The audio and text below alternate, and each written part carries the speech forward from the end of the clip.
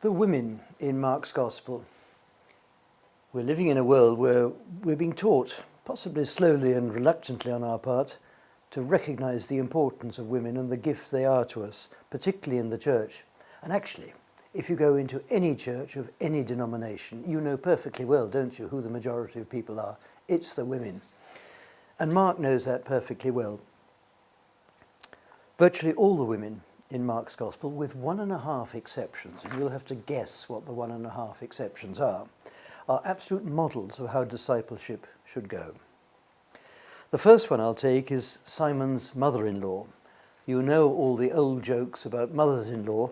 I don't think Jesus is remotely interested in that, but listen to how this story goes. Immediately they came out of the synagogue. This is towards the end of that first busy day of Jesus in the synagogue in Capernaum. They came into the house of Simon and of Andrew with Jacob and with John. And Simon's mother-in-law was lying with a fever. Now, fever in a world without antibiotics can very often mean death is on its way. And immediately they tell him about her. And he approached and he raised her up, taking her by the hand. I want you to notice that. Raise up, that's the word that's later on going to be used for Jesus' resurrection. And taking her by the hand, he shouldn't do that because she might be a corpse, and that makes him ritually impure. And she is a woman, which might very well make him ritually impure. And Jesus simply doesn't care. And the fever left her. Very powerful, that. And then notice the last line, and she was serving them.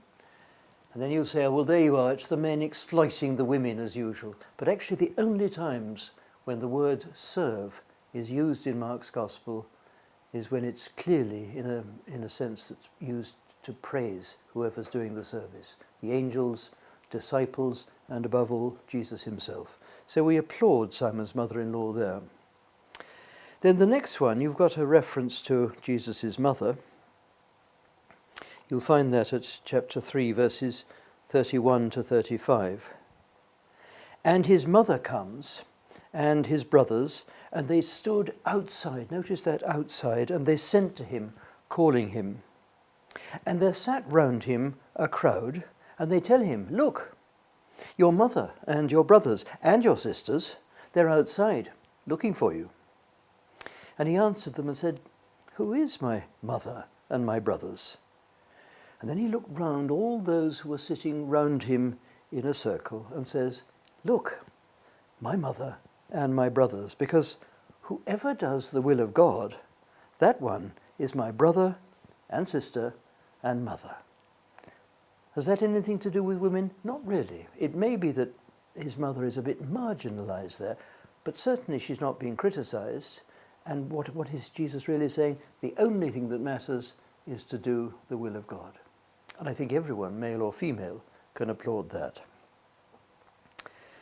Then the next passage is actually 2 in 1, one of Mark's famous sandwiches.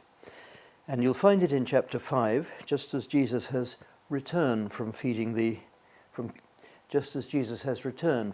the demoniac at Gerasa. And this is how it goes.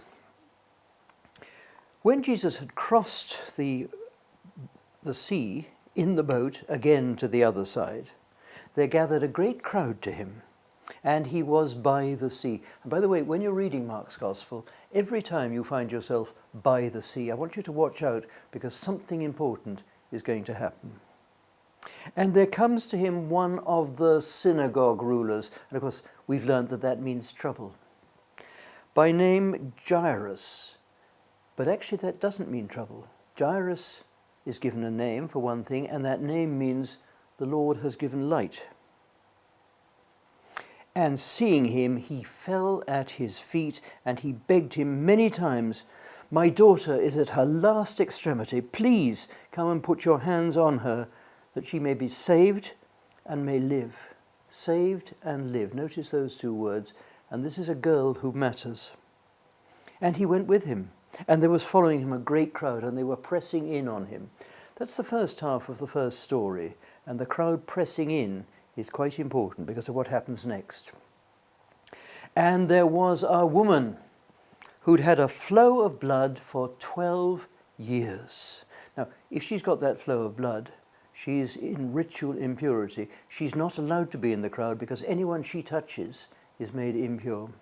Just imagine what that's like for her and for her family. And she'd suffered many things from many doctors, and she'd spent all that she had, and she got no better. She actually got worse. And she heard about Jesus. And she came behind him in the crowd, and she touched his garment. And of course, as soon as she's done that, she's made him ritually impure. And then Mark allows us to hear what's going on inside her head. She said, if I can just touch his clothes, I'm going to be saved. Notice that word saved, because it'll come up again.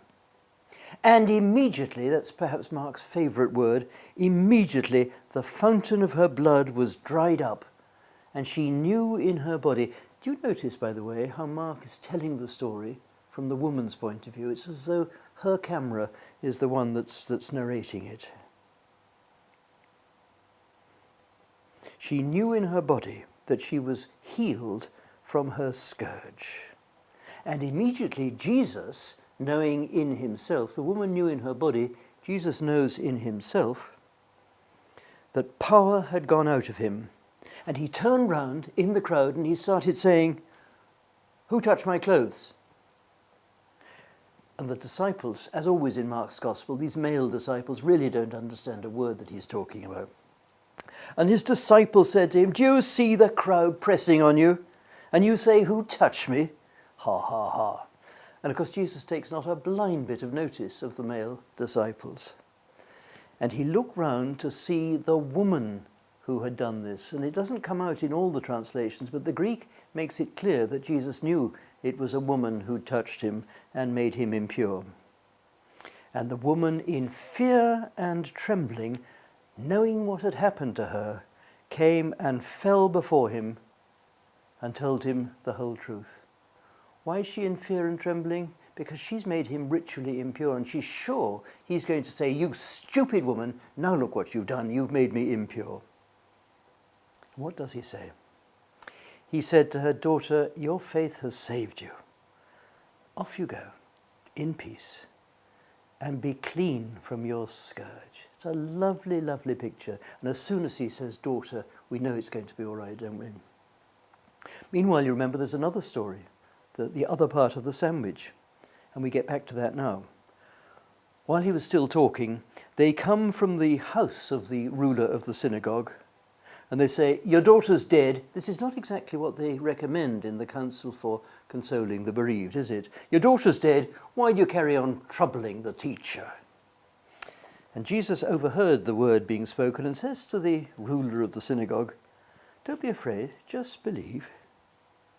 And he wouldn't allow anyone to follow with him except for Peter and Jacob and John, the brother of Jacob. That's Jesus' inner cabinet. And they come to the house of the ruler of the synagogue. And he sees a lament and people weeping and wailing. And he went in and said to them, why are you weeping and wailing? The child isn't dead, she is asleep. And they laughed at him. And he threw them all out and took the father of the child and the mother. Do you see how tender his relationships are? And those with him. And he went in to where the little child was. And he took the child by the hand. Again, he shouldn't have done that. She's a corpse and ritually impure. And he says to her, and Mark gives us the accurate Aramaic here, Talita cum. And then he gives the translation in case you've forgotten your Aramaic, which means, little girl, I say to you, be raised up. And immediately the little girl stood up and she walked, for she was 12 years old. And they were amazed with a great amazement. And he commanded them many times over that no one should know this. And then he said, give her something to eat. It's a lovely story, that, isn't it? And no one who's against women could have that story told about them. There's some lovely stories. The very next one is the 1.5. You've probably guessed that it's Mrs. Herod and her daughter. You'll find it at chapter 6, verses 17 to 29. It's a very, very good story. And they are not heroes, quite clearly, but it's not because they're women. It's for quite other reasons. Read the story and decide for yourself. Then one other story I'll touch on with you is in chapter 7. You'll find it at chapter 7, verses 24 to 30. And the only people in the entire gospel who ever make Jesus change his mind are women. One is his mother in chapter 2 of John's gospel, and the other one is this. He got up from there and went off to the regions of Tyre. That's outside the traditional boundaries of the Holy Land. So we're in Gentile territory. And he went into a house and he didn't want anyone to know. So he's trying to fly below the radar. But he couldn't pass unnoticed. And immediately, that's a very favourite word of Mark's, a woman heard about him, and she had her daughter with an unclean spirit, and she came and fell at his feet. And the woman was a Greek speaker. She was Syrophoenician by race. And she asked him to expel the demon from her daughter. You can hear the pain, can't you, in this mother? And he was saying to her, first, let the children be fed. He's talking there about Jews rather than Gentiles, because it's not good to take the bread of children and give it to little dogs. Not very polite, really. But she replied, and she says to him, yes, Lord. So she calls him Lord. She knows who this is. But even the little dogs eat under the table from the crumbs of the children. And obviously you can hear Jesus laughing at this, can't you? And he said to her, because of that remark of yours, off you go. The demon has come out of your daughter. Notice the authority, but the gentleness of the gift to this woman. And she went off home, and she found the little child flung on the bed, and the demon gone. That is not the action of a man who disapproves of women or thinks they're inferior. And you can read through the rest of the gospel. There's a lovely story of a poor widow at the end of chapter 12 who gave more than all the other affluent people, you remember, in her gift to the treasury. Why? Because she gave her whole livelihood. And then the slave girl who told the truth when Peter was lying, the slave girl said, you're one of them. And Peter said, I've never heard of this Jesus. Very, very sad, but she has courage, and alas, Peter doesn't. And then at the end, the women are there, Mark tells us, when Jesus is dying. We thought everyone had gone, but no, the women are there looking on from a long way off. And even at the end, at the burial, the women are there. This is not a gospel that is anything but admiring of women.